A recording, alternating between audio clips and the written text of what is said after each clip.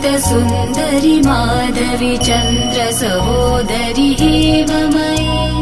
मुनिगणमण्डित मोक्षप्रदायनि मञ्जुलभाषिणि वेदनुते पङ्कजवासिनि देवसुपूजित सद्गुणवर्षिणि शान्तियुते जय जय हे मधुसूदन कामिनि आदिलक्ष्मि जय पालय माम् जय जय हे मधुसूदन कामिनि आदिलक्ष्मि जय पालय माम्